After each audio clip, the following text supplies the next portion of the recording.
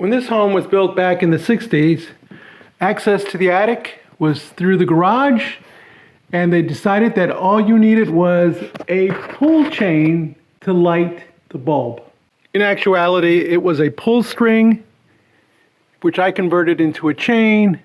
Still, it's less than ideal. Looking at their installation, we see power is coming from way over there on the other side of the attic. And to boot, there are no other lights in this attic, so if you need to go down to the other end to do any type of work, you're in darkness.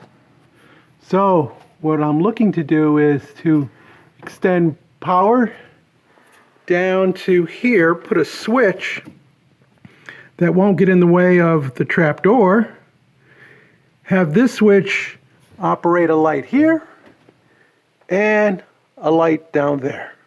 As with all projects, safety is paramount, especially when working in an attic.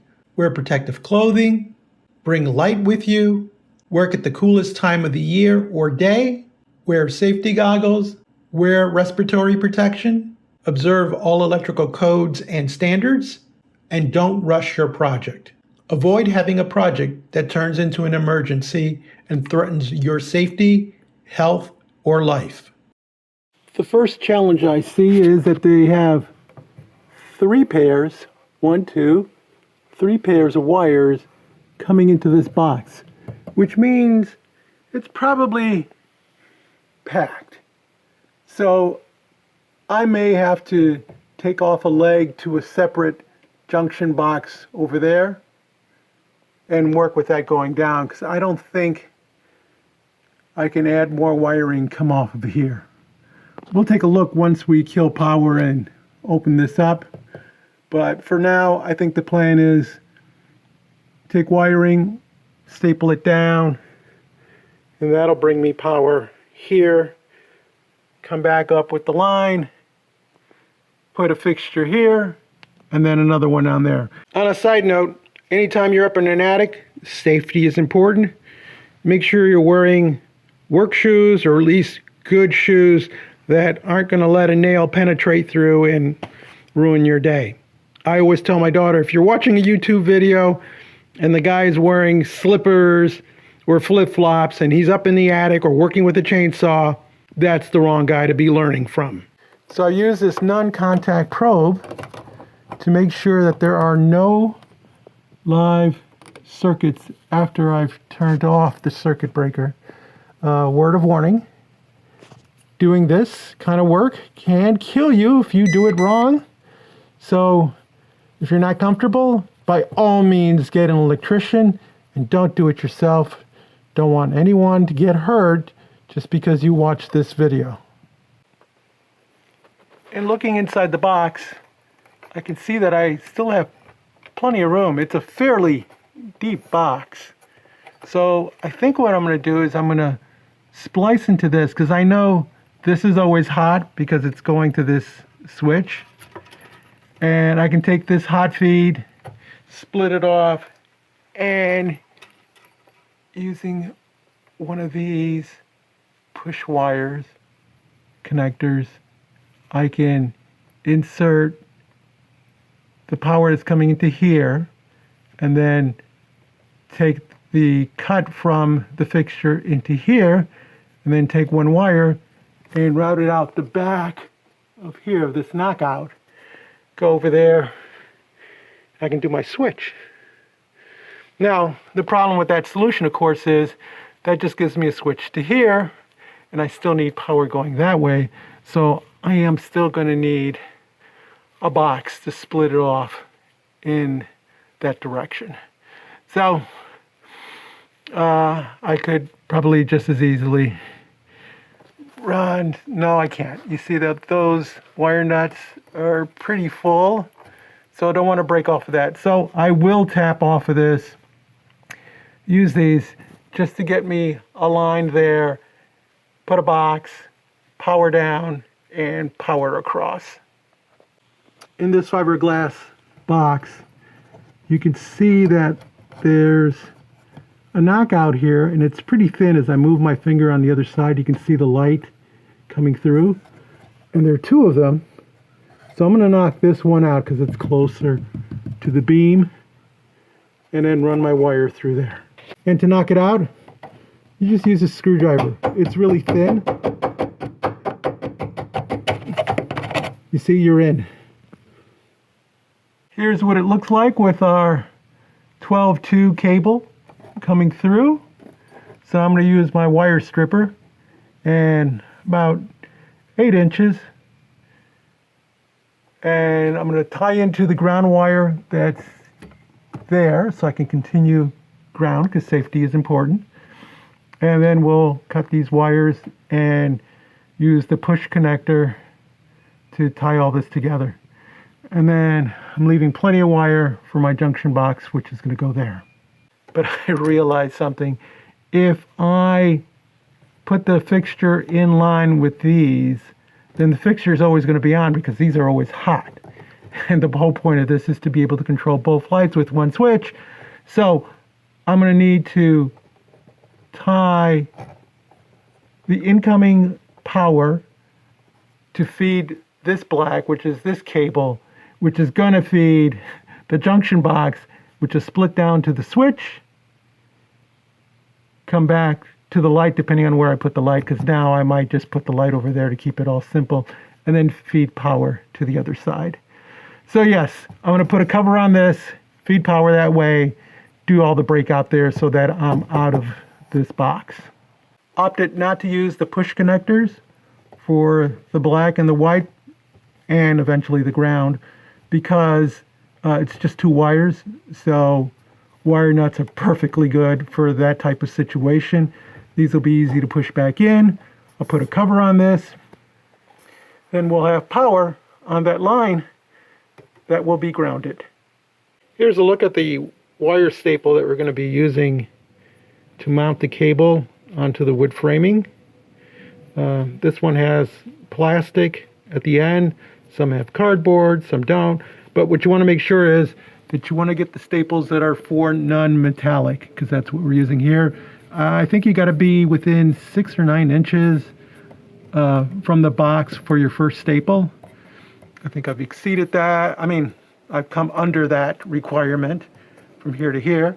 And I put another one that's much closer than what I'm observing with the old installation. But I'd rather have too many than too few.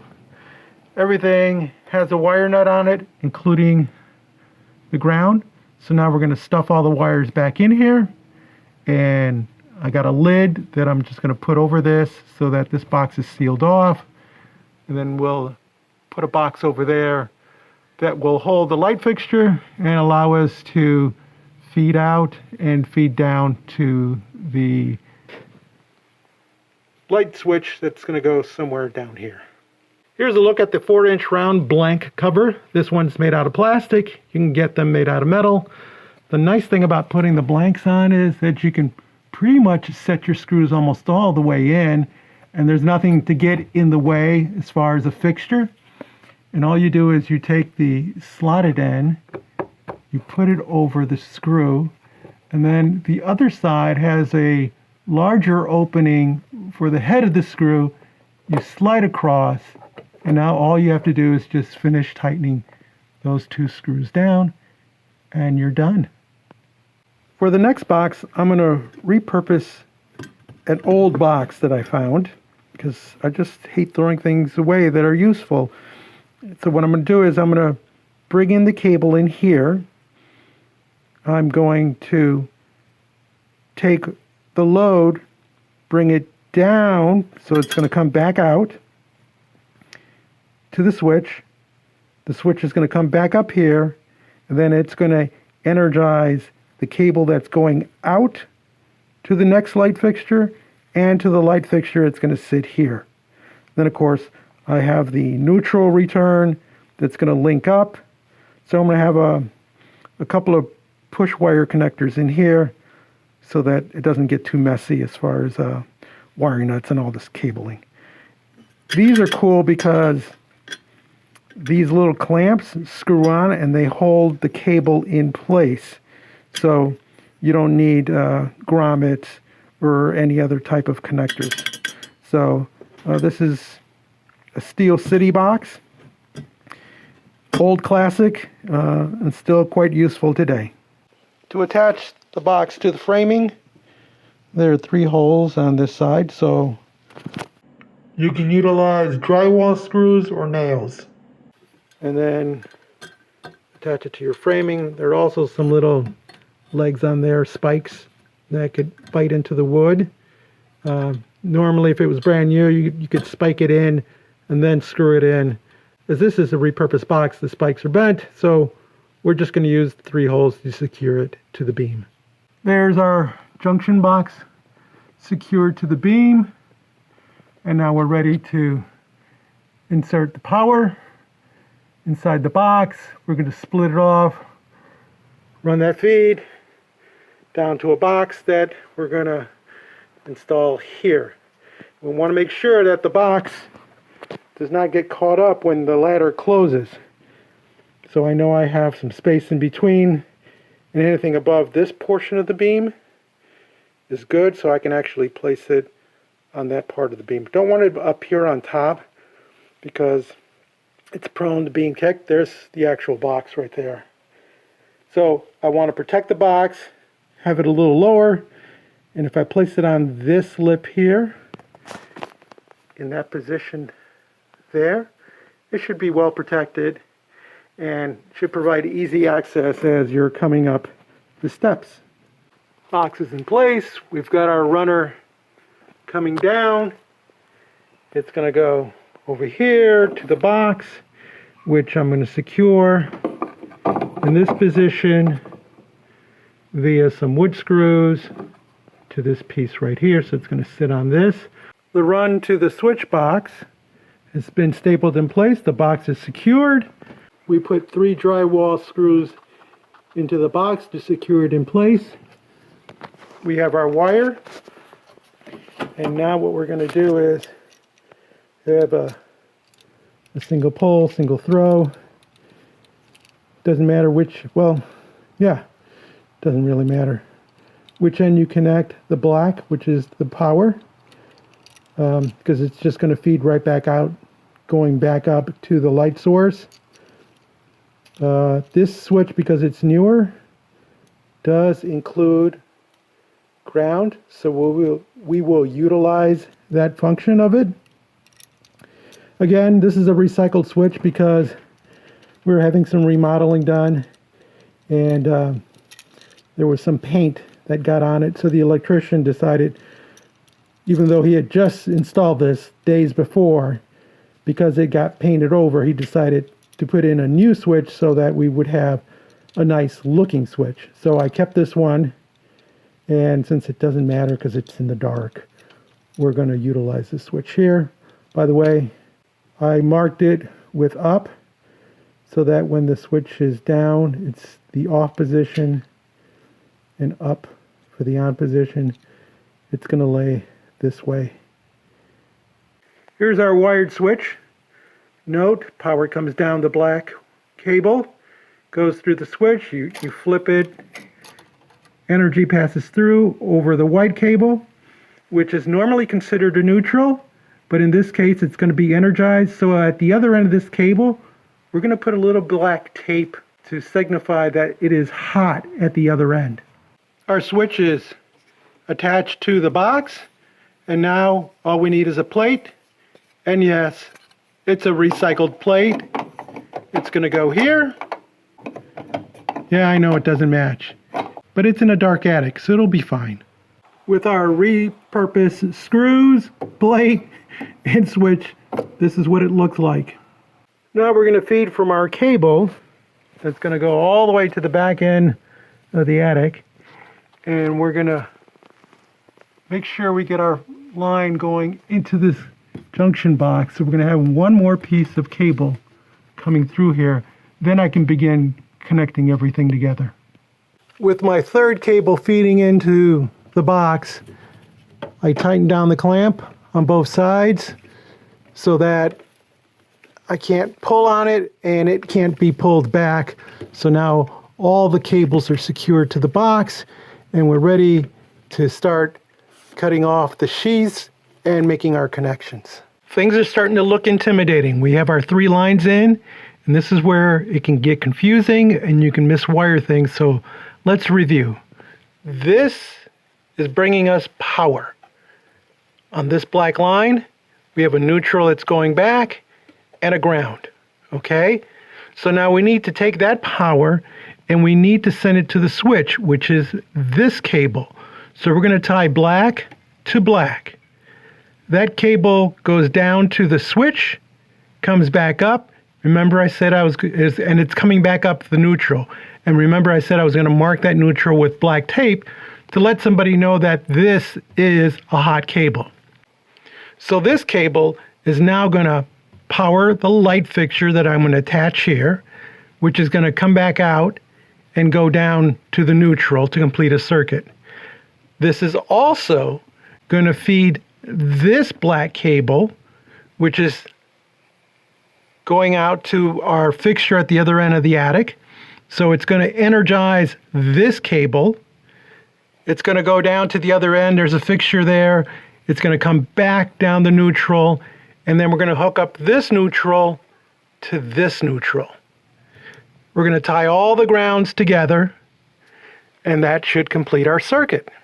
I'm not using the old porcelain fixture that was switched. I'm just using a regular one. They now make these in plastic. This is an old classic porcelain. You attach a piece of short black and white. This is going to be a hot coming back from the switch. Remember, we're going to put that onto this black using the push-on connector. Plus, we're going to hook the black that's going out to the second fixture. So I'm going to have a total of 3 wires on this one connector, these right here. Then on the neutral side, we're going to have to go back on the neutral, right? And we're going to have to take the neutral coming back from the second fixture. So those are all going to tie in here, and then that gets the neutral going back down that main line, and we've completed a circuit. Here's everything connected. And I want to explain the connections one more time just to make sure that there's no confusion. We have power coming along this cable via this black wire. So this wire is going to connect to this wire nut, and then it's going to go back out to the cable that goes down to our light switch. So it goes down to the light switch. When you flip that light switch, it energizes, but we only have a white cable coming back. So I put black tape on it to denote that it is energized when the switch is in the appropriate position.